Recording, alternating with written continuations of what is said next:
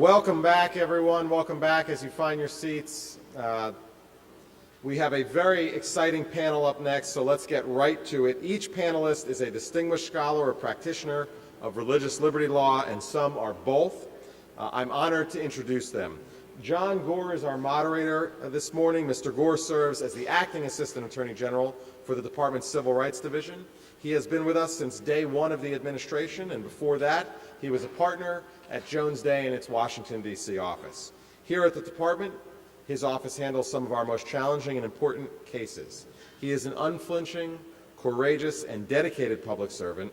Under his leadership, the Civil Rights Division has launched several major initiatives, including the recently announced Place to Worship initiative focused on RLUIPA.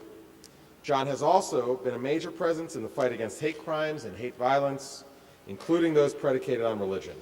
John, thank you for your service and for joining us today. As for the panel, we are privileged to be joined by Shai Dvoretsky. Mr. Dvoretsky is a partner at Jones Day and a prolific appellate and Supreme Court litigator. He has argued 7 cases in the United States Supreme Court, with 2 more arguments scheduled for the upcoming term. And he has briefed and argued dozens of other appeals nationwide. His pro bono practice includes religious liberty cases, and he has argued in 1 cases on behalf of religious minorities, particularly the Orthodox Jewish community, against regulations that burden the exercise of their faith. Mr. Dvoretsky regularly speaks and writes on appellate advocacy and the Supreme Court. He is a member of the Administrative Law and Regulatory Litigation Advisory Committee for the Chamber of Commerce and a member of the Edward Koch Appellate Inn of Court. Thank you, Shai, for being here. We are also joined by Ozma Udine. Ms. Udine holds several scholarly positions associated with her work on religious liberty. She is a senior scholar and faculty member with the Religious Freedom Center of the Freedom Forum Institute. She is a fellow with the Initiative on Security and Religious Freedom at the UCLA Burkle Center for International Relations. She is a research fellow at Georgetown's Berkeley Center for Religion, Peace, and World Affairs. Ms. Udine is also an expert advisor on religious liberty to the Organization for Security and Cooperation in Europe, and she is a term member of the Council on Foreign Relations. Ms. Udine serves as an expert on issues such as church-state relations, international human rights law and religious freedom for Islamic communities, and gender relations in Islam. She previously served as counsel with Beckett, a nonprofit law firm specializing in religious freedom cases, and as Director of Strategy for the Center for Islam and Religious Freedom. Thank you, Ozma, for joining us. We are also joined today by Emily Gao. Ms. Gao serves as Director of the Richard and Helen DeVos Center for Religion and Civil Society at the Heritage Foundation. She speaks and writes widely on religious liberty issues, including legal developments in the United States, the effects of religion on society, and international religious rights. Ms. Gao also practiced as an attorney in defense of religious liberty, including working on behalf of victims of religious freedom violations in East Asia, the Middle East, Europe, and South Asia at the State Department's Office of International Religious Freedom and at Beckett Fund, She also has worked at the United Nations and at Latham & Watkins, and she has taught international human rights law at George Mason University. Thank you for being here. Finally, it is a point of personal privilege to introduce Professor Michael McConnell. I'm about to read you a list of his many credentials and accomplishments, but for me there is one that matters more than all the others, which is that I will only ever know him as judge, as I started my legal career clerking for him when he served on the 10th Circuit Court of Appeal in the 2000s. My approach to the law, the legal profession, and life generally, and especially hiking out west, comes from his early mentorship. To my mind, he was the best judge in the country at the time, and the federal bench is poorer for his absence, even though the academy is certainly richer for his return. Professor McConnell currently serves as the Richard and Frances Mallory Professor of Law at Stanford Law School, and he's also director of Stanford's Constitutional Law Center. He regularly serves as a visiting professor at other elite law schools and has previously served as professor at several other universities.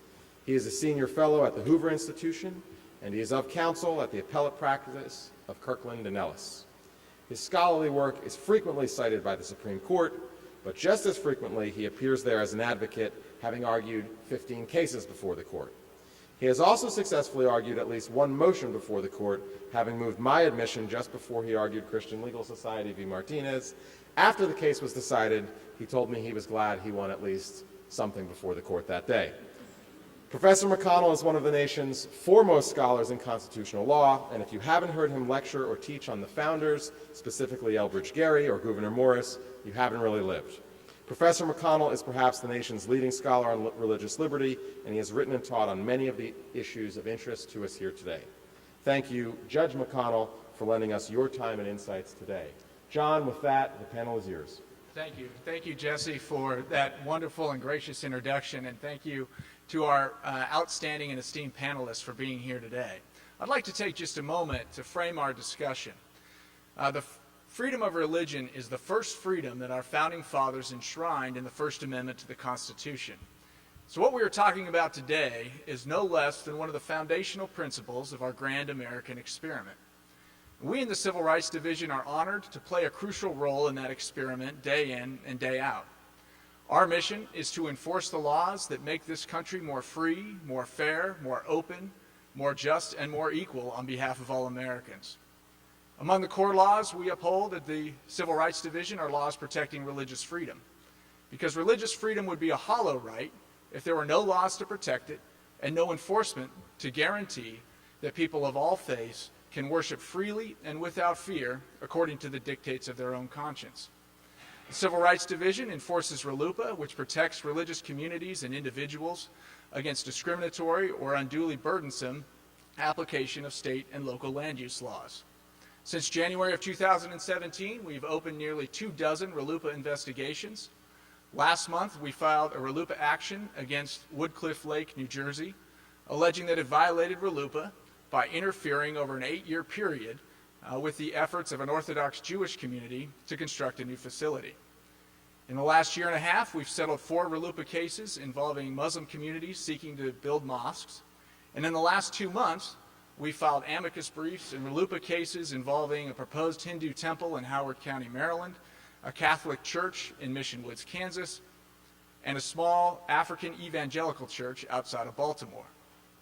As the Attorney General mentioned, to enhance our enforcement and increase public awareness about RLUIPA, we launched the Place to Worship initiative last month. There's more information available about that initiative at the tables in the back and on our website at justice.gov/CRT. We've also been working to protect religious liberty by filing amicus briefs in civil cases outside of the RLUIPA context. Those briefs have advocated for the religious rights of parents in Montana to send their kids to religious schools, of a Georgia college student to distribute religious literature and share his faith on campus, and of the Archdiocese right here in Washington, D.C.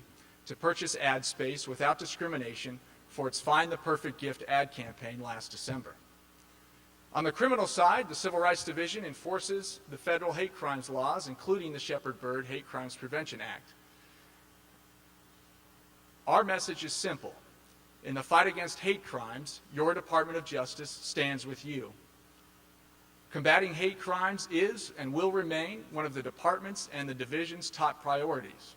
Our goal is to eradicate hate crimes from our communities and our country, and our commitment to that goal will never falter. Hate crimes strike at our most basic American values. As Attorney General Sessions recently said, targeting people because of who they are or what they believe targets the bedrock principles on which our nation was founded. And that is especially true of religiously motivated hate crimes, because when criminals target victims because of their religion, they are targeting the freedom of conscience at the bedrock of our Bill of Rights. Hate crimes are also especially pernicious because they are violent crimes. They terrorize victims, their families, and entire communities. They are attempts to deny our common humanity. And they are often perpetrated to deny people their most basic and fundamental civil rights, such as the right to housing, the right to equal employment, and the right to worship. Since January of 2017, we in the Civil Rights Division have been combating hate crimes and religiously motivated hate crimes wherever we find them. We have secured indictments and convictions of more than 32 defendants. We have secured 11 indictments and 7 convictions in cases involving arson, attacks, or threats to attack places of worship all across the country. One of those cases is the Texas mosque arson case the Attorney General mentioned earlier. Another is a series of 3 indictments we secured against the U.S.-Israeli dual citizen who last year allegedly made the threats against Jewish community centers that created widespread fear and uncertainty all across the world. We also have secured 11 indictments against defendants for attacks on individuals because of their religion.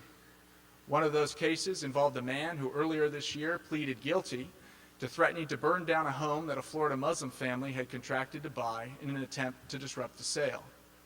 We also are undertaking measures to improve data collection and training related to hate crimes at the federal, state, local, and tribal levels. We're proud of what we've accomplished, but we realize that much, much more remains to be done to protect this core universal value of religious freedom. We look forward today to enlarging and expanding and elevating our public discourse on this important issue. So thank you again to our panelists, and we'll begin with an opening statement from Professor McConnell. Thank you. I've been asked to set the stage from more or less an academic perspective, but I can't resist pointing out how moved I am to be back in the Great Hall here at the Department of Justice, because many of the ideas that I have developed about religious liberty over the years had their start here when, as a young lawyer in the Solicitor General's office, I was assigned the portfolio of the religion cases before the Supreme Court during the time I was here, and we had cases about moments of silence and equal access and support for religious private schools. And the only case I refused to or asked not to participate in was defending the military's refusal to allow Captain Simca Goldman to wear his yarmulke with his military uniform. And still glad I didn't work on that case, even though it would have been a rare victory for that day. Let's begin with the text. The First Amendment has religion clauses, has 2 parts. It says Congress shall make no law respecting the establishment of religion or prohibiting the free exercise thereof. And back when I was here at the department, and the Supreme Court frequently said these 2 parts of the First Amendment were in tension, which is kind of a euphemism for saying that they had so screwed up the interpretation of the First Amendment that they had made the 2 parts of the First Amendment opposite to each other, largely because I think they misunderstood the concept of establishment, and particularly the idea that the government should not advance religion. So if protecting the free exercise of religion, which is the freedom of religion, does that advance religion? Well, of course it does. And if you therefore interpret the Establishment Clause as prohibiting the advancement of religion, you suddenly create a tension between the 2 that was certainly not there at the founding, because the Establishment Clause and the Free Exercise Clause were advocated by the same people, and largely the most religiously intense elements of the American population at the founding. The idea that these 2 dual aspects of religious freedom would be opposed to each other was a very pernicious notion. The fundamental point of both being that Americans are to be free to live their religious lives according to their own sense of conscience. Now, that may not advance religion in a sort of large sense, because people are free either to practice or not to practice religion. It is just as much of a protection for people who do not sense the divine in their lives, not to be forced to engage, as it is for the opposite. And in a sense, it's a disempowering of government with respect to religion. Now, it seems to me that there are 3 major practices or principles that animate most of the constitutional cases involving the religion clauses in modern times. Now, I'm not going to call them constitutional principles because whether they are embedded in the Constitution is itself the argument. But the first of these three is equal access to the benefits of public life, to such things as government property and government programs. The United States Supreme Court has come almost 180-degree turn on this question during the 30-some-odd years that I've been involved in the religion clauses, because the court used to regularly hold that it was unconstitutional to include religious organizations in otherwise neutral programs. But first, and in a whole series of cases like the Witters case, the Rosenberger case, Zellman, and most recently Trinity Lutheran, the court has reversed itself on this. First holding in several cases that it doesn't violate the Establishment Clause to be neutral toward religious organizations, and then much more recently in Trinity Lutheran, and by a vote of 7-2, by the way, holding that it actually violates the First Amendment not to be neutral, that is, to exclude an otherwise eligible organization from participation in a public program on account of its religious character. And I might add here, it would be equally true of its non-religious character, or what particular kind of religious character it is, that the government may not discriminate among organizations based upon their religiosity or lack of it in government programs. So this is the first principle of freedom of religion that applies in our modern circumstances. A second has to do with accommodation. This is where the exercise of religion comes into conflict with a government policy, and the government policy needs to be accommodated, if it can be, to their practice. Now, this is also a very old idea. In fact, I think George Washington said it best. He was referring here specifically to the Quaker opposition to military service, but he stated it more generally than that. He said, and I quote, "It is my wish and desire that the laws may always be extensively accommodated to them, as extensively accommodated to them as a due regard to the protection and essential interests of the nation may justify and permit." Note that this cannot by its nature be an absolute right, that this requires an accommodation, but only up to the point that, as Washington puts it, the protection and essential interests of the government may permit. But when you practice in this area, you quickly find out that it is not unusual that government policies can be accommodated without great injury to the public interest, to religious conviction. And this principle today is reflected in such laws as the Religious Freedom Restoration Act, RLUIPA, that we've been talking about, state RFRAs, many state constitutions, and it used to be a reading of the Free Exercise Clause itself until Employment Division against Smith.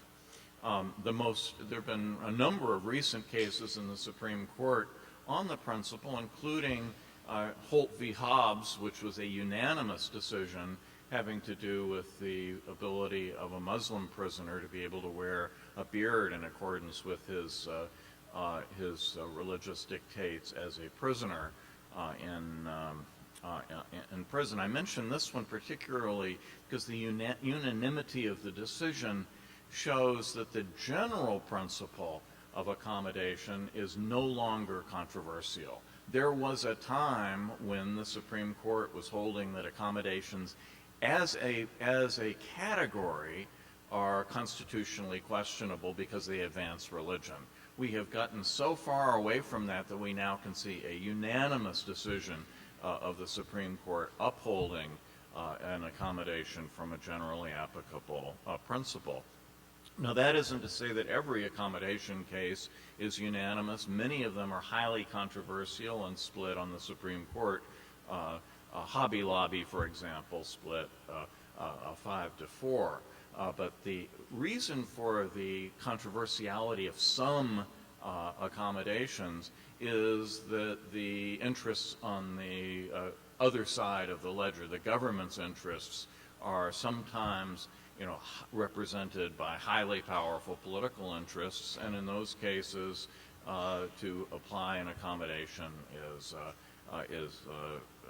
produces more of a split in the courts. But it is really quite remarkable how far the Supreme Court has come in modern doctrine to recognizing the legitimacy of this. Now, the political side of this is a little bit different. That after the Smith case, there was an extraordinary unanimity across the political and theological spectrums in favor of the principle of accommodation. RFRA, passed in 1993, was unanimous in one of the houses of Congress and nearly so in the other. This idea has become politically poisonous in some political circles because of the intense focus upon one particular and rather unusual application of the principle of accommodation, namely in the context of sexual freedom and particularly same-sex marriage, and that some people are so intensely opposed to religiously motivated people being able to follow their faith in that particular context that they have turned against the idea of accommodation in general. My prediction is that as soon as an application of accommodation that is going to be more from the other political side of the political spectrum comes forward, that people will remember that religious accommodation is something that actually is not a partisan matter, but protects people of all different kinds of faiths and with valence across the political spectrum. The third main area that I wanted to just touch on is often called separation. I prefer to think of it as non-interference. This is the principle that when it comes to actual religious institutions and activities, the government simply has to have hands off. It can't tell these organizations what they believe. It cannot tell them how to organize themselves. It cannot tell them who their leadership would be.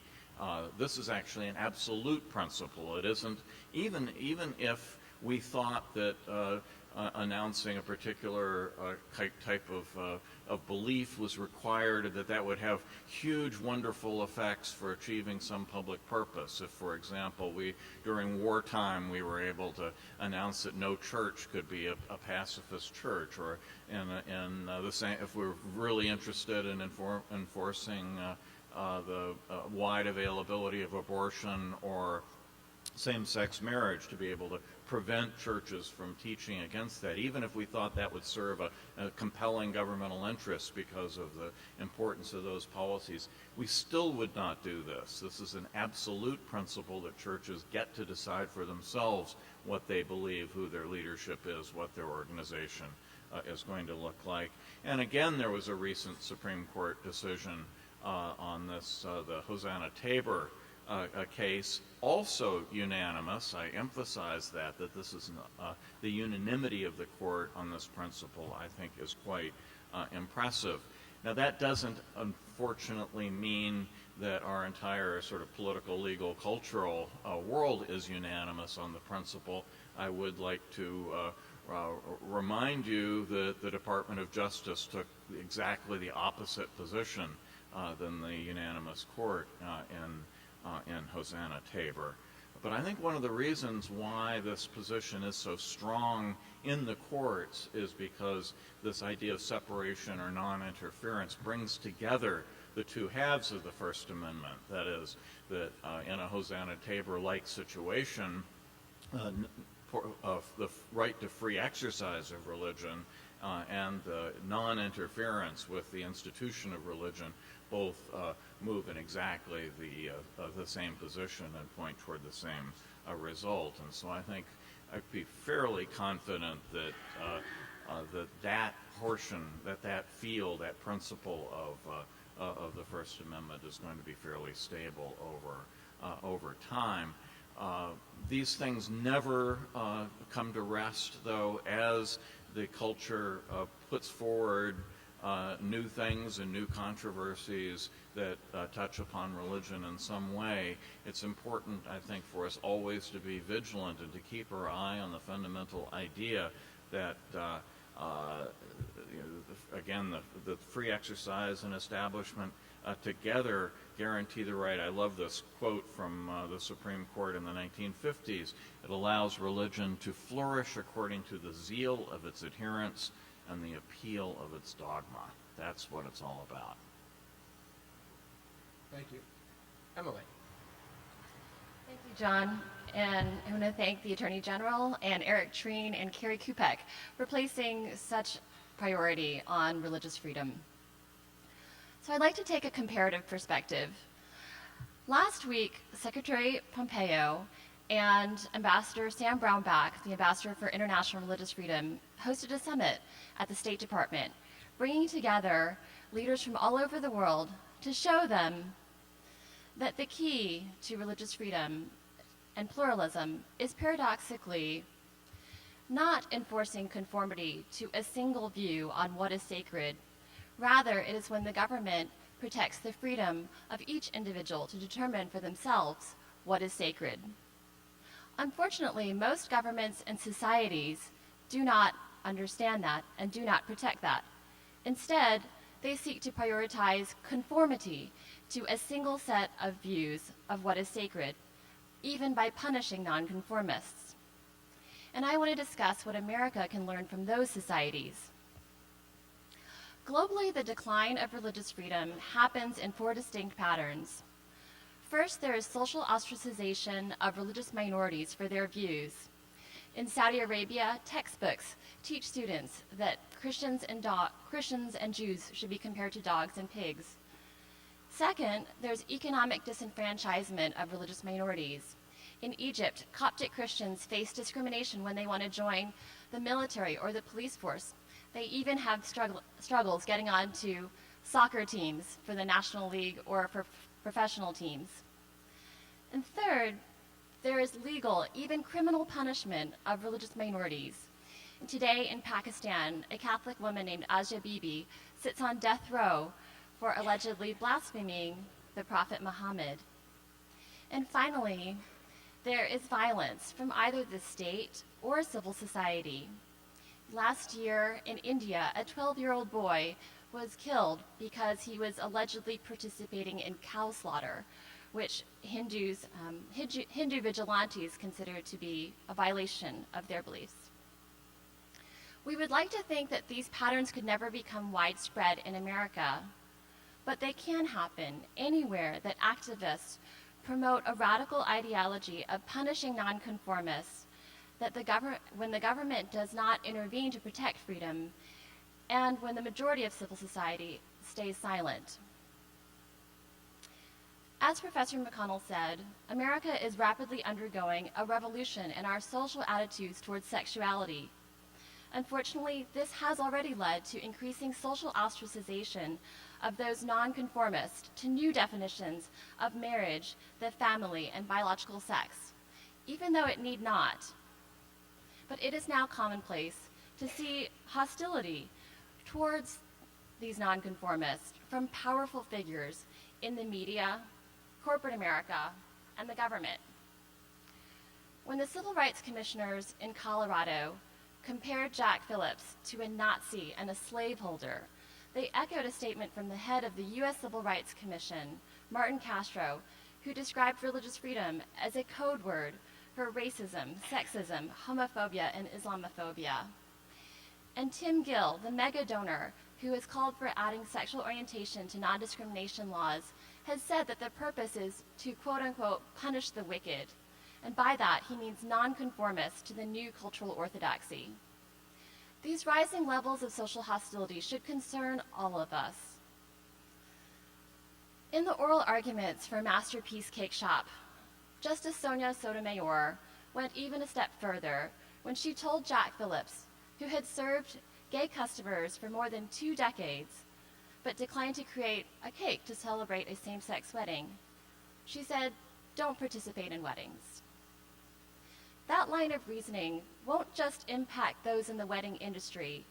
We know that firefighters, military pilots, farmers, entertainers, and tech CEOs have lost their jobs, promotions, and even access to markets because they didn't conform to the new orthodoxy. And now we know that states and cities have terminated the contracts of religious adoption agencies. We all have beliefs that we consider to be sacred, but what sets America apart from the rest of the world is that our founders and our Constitution resisted the temptation to determine what is sacred for us and to force conformity to a single orthodoxy. America has avoided the path of repressive societies around the world by keeping open doors of opportunity to everyone, even those who hold unpopular beliefs. We live at a time when religious freedom is highly contested. It will take a concerted effort by a vocal majority standing up for one another's freedom to think, to speak, and to act according to what each of us believes is sacred in order to protect religious freedom and to foster peaceful pluralism. I'd like to close with a quote from Patrick Henry. "Those who expect to reap the blessings of freedom must undertake to support it." Thank you. Isma. Great. Thanks, John. So in some of my research and writing, one of the things I've been tracing is a growing salience of this argument that might sound preposterous to you, but unfortunately is becoming stronger, is this idea that Islam is not a religion, but that it is instead a political ideology or something else, something that is not religion, therefore not deserving of First Amendment protection. And this argument is something that's so foundational that I think it's one of the biggest threats facing the rights of American Muslims in this country today. And as I'll explain a little bit, also a major threat to the First Amendment protections of all Americans.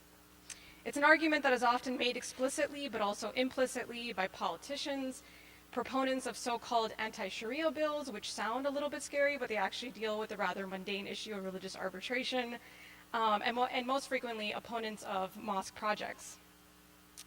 So challenging the religious status of Islam, a world religion with almost 1.6 billion adherents, once seemed like a fringe argument, but it's gaining ground. In a January 2018 press release, a South Dakota senator, a Republican running for a spot in the U.S. House of Representatives, questioned whether the First Amendment applies to Muslims. In 2014, a Republican lawmaker in the Oklahoma State Legislature said, quote, "Islam is not even a religion. It is a political system that uses a deity to advance its agenda of global conquest," end quote.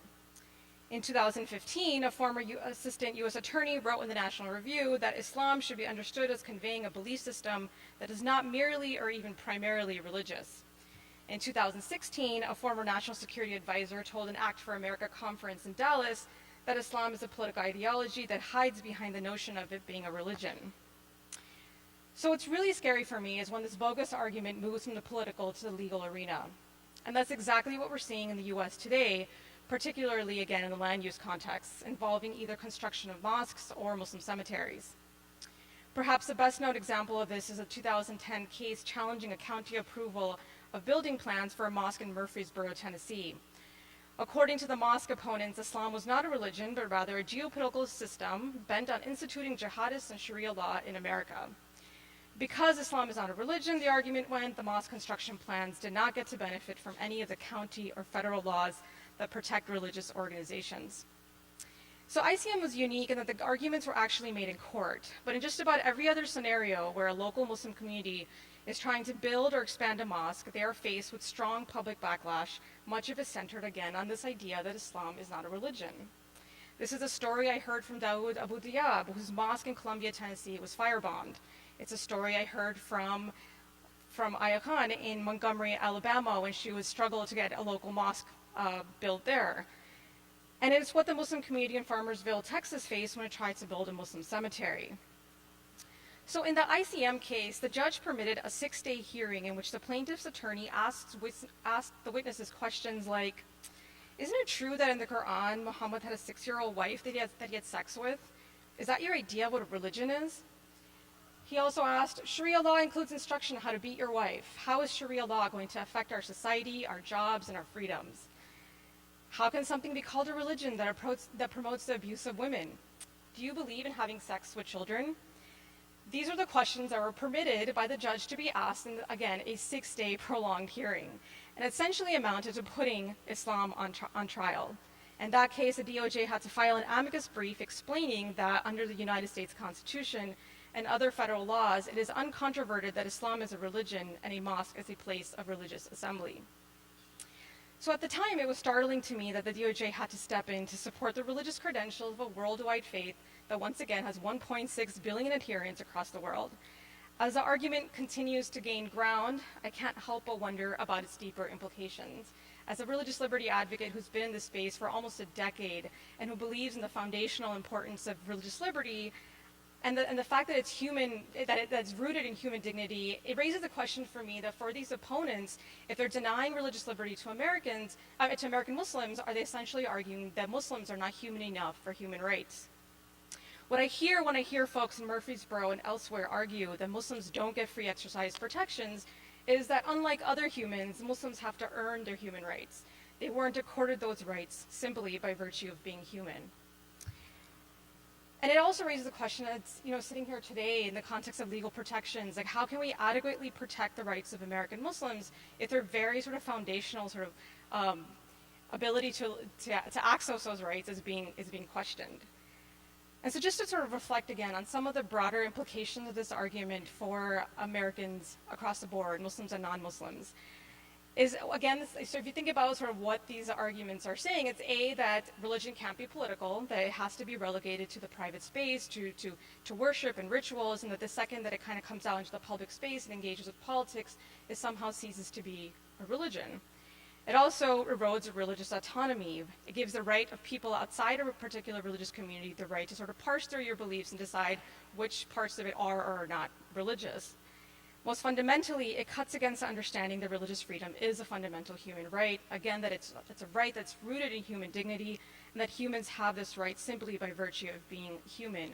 And I also wanted to sort of reflect on something that Professor McConnell said a little while ago about the sort of rising politicization of religious liberty, and the fact that it's rooted in this idea that many people, they see religious accommodations and they think of them as politically, poisonous because it's coming in a context where it's demanding an exemption from a right that they think is absolute fundamental, right? So again, like in terms of sexual freedom. And it raises a question for me thinking about this argument that Islam's not a religion and the fact that that's being denied in some of these political and legal arguments to Muslims, that if American Muslims started to demand more exemptions, is that also going to begin to lead people to question the importance of religious liberty? I mean, in fact, we see that in the RLUIPA context. We saw that with the Park 51 controversy.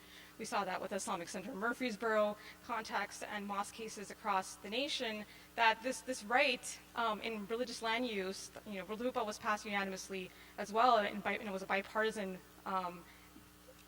law, that somehow something that just seemed so uncontroversial at one point is suddenly going to become more controversial if Muslims begin to demand more access to it. Thank you. Thank you. Shai? Thanks, John. As the full-time litigator on the panel, perhaps it's not surprising that I'd like to talk a little bit about a particular case and then talk about some lessons that one might draw from it. I am not a full-time religious liberties litigator. I've handled a few interesting religious liberties cases, including defending Notre Dame in an establishment clause challenge to its participation in the AmeriCorps program, representing some Jewish prisoners in their lawsuits, and perhaps most interesting of all, representing a number of Orthodox groups in New York in a challenge to New York City's regulation of a particular circumcision practice. Let me give a little bit of background on what led to the case. In Judaism, as most of you probably know, ritual circumcision is required to be performed on male infants. As you may not know, there is some debate among different groups within Judaism about what the religiously proper way is to perform a circumcision. And according to some minority Orthodox sects, the religiously proper way to do this involves brief, direct oral suction of the circumcision wound after the circumcision is performed. New York City determined that this practice, known in Hebrew as mitzitza b'peh, or I'll call it MBP, poses a health risk, namely the potential spread of HSV to male infants. The studies show that 90% of HSV in infants is transmitted in utero, about 10% transmitted after birth, and there's debate over, of the 10%, how many, if any at all, how many cases, if any at all, have been proven to be transmitted by MBP. The rabbis who perform the procedure are trained to take safety precautions, but in any event, the parties disputed in what became this case whether MBP has actually resulted in HSV transmission or not. New York City, in response to the risk that it perceived, passed a regulation that prohibited rabbis from performing MBP without getting a signed consent form from the parents that advises of the risks as the city perceives them, and that also conveys the city's advice that MBP, quote, should not be performed. A cross-section of Orthodox groups that oppose this regulation sued for a preliminary injunction out of concern not only about this particular practice, MBP, but also that not challenging this regulation would open the door to broader challenges to circumcision generally, and indeed at the time there were ballot initiatives proposed to ban circumcision of any kind because of its perceived risks. My firm was retained to handle that suit, and we challenged the regulation on two grounds. First, that it violated compelled speech principles because it required the rabbis to communicate both the city's view of the risks and the city's advice that a religious practice not be performed, and on free exercise grounds that this regulation burdened and specifically targeted religion. The district court denied a preliminary injunction, holding that the plaintiffs were not likely to succeed on the merits of their claims. As to speech, the district court held that this regulation did not compel speech at all because it was just a condition on the rabbi's performance of MBP. And in any event, even if it was speech, it was commercial or professional speech, so it was subject to a lower level of scrutiny. On free exercise grounds, the court held that this regulation wasn't targeting religion because it wasn't motivated by animus on the city's part. Rather, the city had a health concern that prompted the regulation, and therefore that this was likely to survive rational basis review, which was all that applied. The Second Circuit reversed on free exercise grounds, and it did so in a way that I thought was a real credit to the panel and a credit to the judicial system, handling a controversial practice and a controversial topic with an eye towards the broader principles that were at stake. The panel, the opinion was written by Judge Livingston, who was a George W. Bush appointee who had been a professor at Columbia. It was joined by Judge Lohier and Judge Carney, both of whom were Obama appointees and were an AUSA and in-house at Yale University, respectively. So you have a diverse panel in terms of their backgrounds, the presidents who appointed them, where they might be coming from about the law, but unanimously upheld free exercise principles.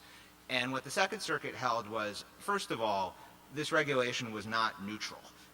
It purposely and exclusively targeted a religious practice for special burdens.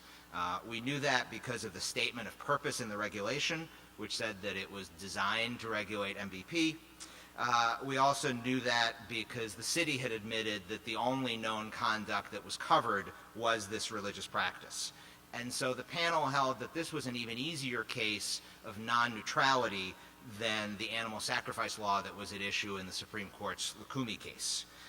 And it was very much unlike Smith, where a generally applicable law prohibited both secular and religious uses of peyote. The panel also went on to say that the law was not generally applicable because it was under-inclusive relative to its asserted secular goals. It pertains to religious conduct that's associated with only a small percentage of HSV transmission, while not addressing secular conduct that was associated with a much larger percentage of reported infections. Following the Second Circuit's opinion, which remanded for the district court to apply strict scrutiny, the city withdrew the regulation, and that was the end of the case. A few lessons from this that I see. One, it shows how minority groups, and in this particular instance, minority groups within a religious minority group, can be affected by religious liberties issues.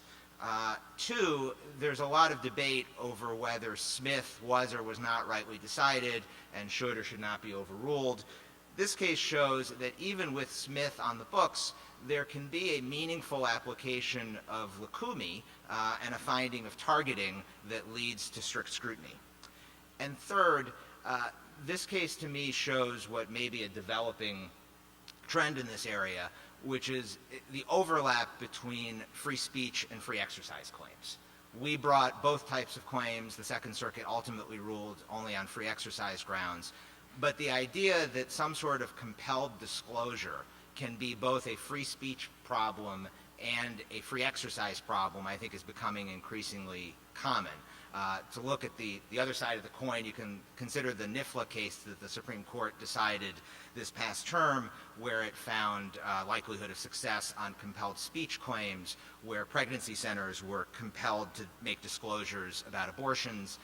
You can also imagine other types of cases that would affect religious communities, for example, religious schools being compelled to communicate certain subject matter that goes against their tenets. In the Jewish community, you can imagine that there are social services organizations that could be compelled to make disclosures, religious arbitral forums that could be compelled to disclose the availability of either courts or secular arbitral forums, religious hospice care organizations being forced to make disclosures. All of these sorts of situations present both free speech and free exercise claims, and there's an interesting overlap there. Excellent. Thank you, Shai. And Shai, you've touched on the question I wanted to ask to our other panelists. We've talked a lot about existing cases and existing issues, but I'd love to hear from our panelists on Shai's last point. What are some of the emerging issues you see in the religious liberty sphere, either that will come before the courts or will come before the government or just in society more broadly? Professor? You caught me by surprise. It does seem to me that right now that the most contentious area in religious liberty is the area of accommodation. Some of the old arguments about accommodation seem to be pretty much behind us. The idea that it is discriminatory in favor of religion, I think, or that advances religion in violation of the Establishment Clause seem to be behind us.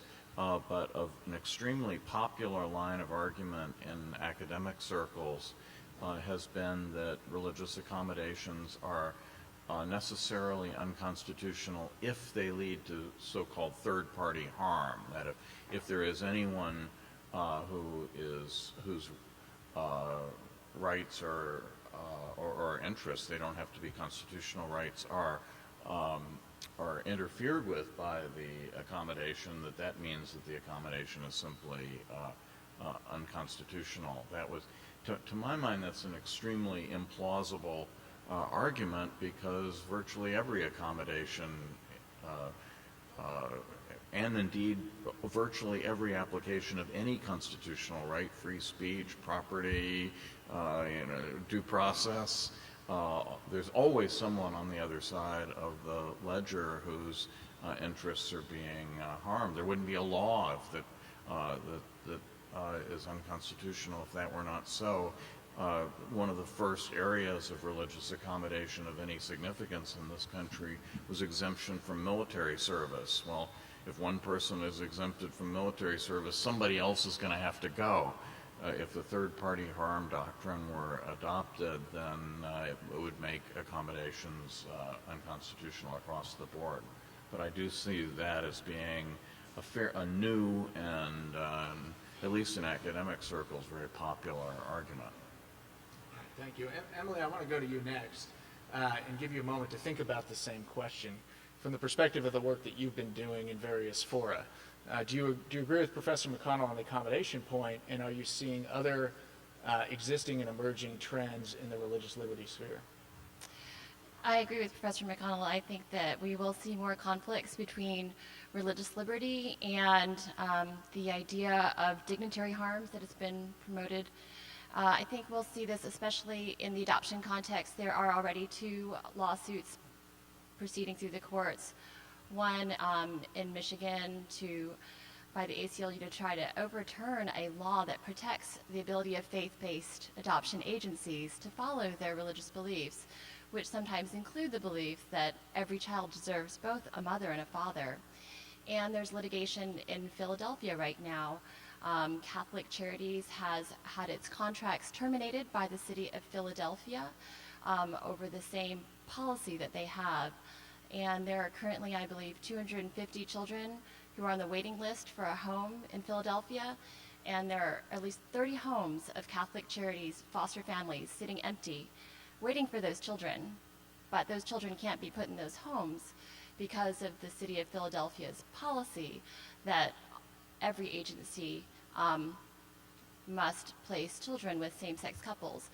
And I think it's important to understand, that there is no lack of access problem that same-sex couples face. In the Michigan case, the same-sex couple actually had to drive past 4 other adoption agencies that gladly place children with same-sex couples in order to reach the one agency, St. Vincent's Catholic Charities, that still holds the belief that they should put every child with a mother and a father. So this isn't a question of access. What it really boils down to is that they are arguing that they have suffered a dignitary harm. The lesbian couple says that they were personally offended by St. Vincent's not placing a child with them. And I think it's important for us to recognize that throughout the history of our country and the Supreme Court's cases, we have always protected the right of people to follow their religious beliefs, and we've never protected the right not to have your feelings hurt. We've never said that there is a right to have everybody agree with you. And so I think we have a strong protection of religious dissenters from all kinds of orthodoxies, whether it was the draft or it was different opinions on how to treat the American flag or abortion or the death penalty. We've never had the government and the court saying there can only be one view of what is sacred, and we shouldn't have the government and the courts saying that on marriage either. Yeah, so I agree with my co-panelist that the increasing sort of politicization of religious liberty is one of the biggest things to kind of keep an eye on, and the extent to which it impacts the application of the right in an intellectually and moral consistent way. In the American Muslim context, in a world, in our extremely turbulent times, in a world that's racked by terrorist attacks, I fear that anti-Muslim sentiment will continue to grow. The research definitely bears that out, that since 9/11, things have only gotten worse. And there's various polls. For instance, an August 2017 poll by the Annenberg Public Policy Center at UPenn found that almost 1 in 5 Americans believe that under the U.S. Constitution, American Muslims don't have the same rights as other American citizens. A 2016 survey by Pew found that almost half of all U.S. adults believe that some American Muslims are anti-American, and 11% think that most or almost all American Muslims are anti-American, and so on. There's plenty of polls and research out there that shows that anti-Muslim sentiment is only growing and getting worse. What makes that even more troubling is the fact that then it's translated into an increase in hate crimes. It's something that Harpreet from the previous panel touched on. John, you talked about it. Anti-Muslim hate crimes are the fastest growing in the U.S. And ultimately just the impact of that in American Muslims' sort of sense of security and confidence in the U.S. Constitution. And again, as what I highlighted earlier, the translation of that sentiment to the legal arena where constitutional rights are being challenged in terms of how they apply to American Muslims simply because of this anti-Muslim sentiment. Thank you. So in our final moments, I'd like to ask one question of our panelists, and we'll go in reverse order of the opening statement. So we'll start with you, Shai. I'd like you to think about some of the trends we've heard about today and some of the problems in religious liberty. And what is the one recommendation or thought you would have about how to solve this problem and how to improve the climate for religious liberty in this country? As Professor McConnell noted back in the 1990s when RFRA was passed, it was passed unanimously. And there may or may not be a way to get back to that kind of unanimity in the country on religious liberty issues. But think about what you would want government actors, of whom we have many officials in this room, courts, or just civil society writ large to be doing to make the country more hospitable and more receptive to religious liberty. And I'll start with you, Shai. I certainly don't know that I have a way to solve all of this, but one thing from listening to everybody today and thinking about the case that I talked about, John, you started out emphasizing how fundamental a right religious liberty is, and Professor McConnell echoed the various ways in which that's developed through Supreme Court doctrine. And at least when I think about religious liberties issues, I try to transcend the particular fact pattern, because I think people have a tendency to think, well, I identify with this religious practice, I don't identify with that one. And that's what can often lead to the politicization of these things, to hate crimes.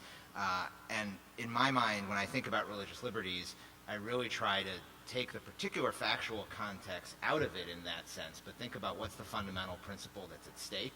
I think in the case that I talked about, the courts have done that, but that's not always the case. Oftentimes, I think people's view of religious liberties issues are focused really by what they think of the particular religious practice, the particular group, how much they identify with it. And that's just fundamentally the wrong way to think about these issues, because that's not what religious liberties law and the Free Exercise Clause are all about. Okay. Thank you. Basma? Yeah, I would totally agree with that. I think sometimes focusing too much on the specific facts of a case tends to lead people astray from the foundational principles at play. I think also putting the focus on the human in the case, because again, too often a particular issue in a religious liberty case is thought of in terms of the politics side issue, as opposed to the human who feels a violation of their conscience and is bringing this claim, and to always sort of undergird the significance of religious liberty as a right that is rooted in human dignity. And as somebody who who's a lawyer and who engages in legal research, one thing that's been very clarifying for me is to look at these cases through the legal lens and the jurisprudence and the tests that we have, and the fact that those tests address a lot of the concerns and fears that people have. The strict scrutiny standard, for instance, will make sure that if there's a really compelling government interest, that is fairly accounted for in the adjudication of an issue. And so I think that educating others about the law and how it addresses a lot of the issues that they worry about is a hopeful solution. So thank you. With that, unfortunately, our panel will have to close on that powerful message of making sure that we talk to each other and try to reach mutual understanding. So please join me in thanking our distinguished panelists who participated in this discussion.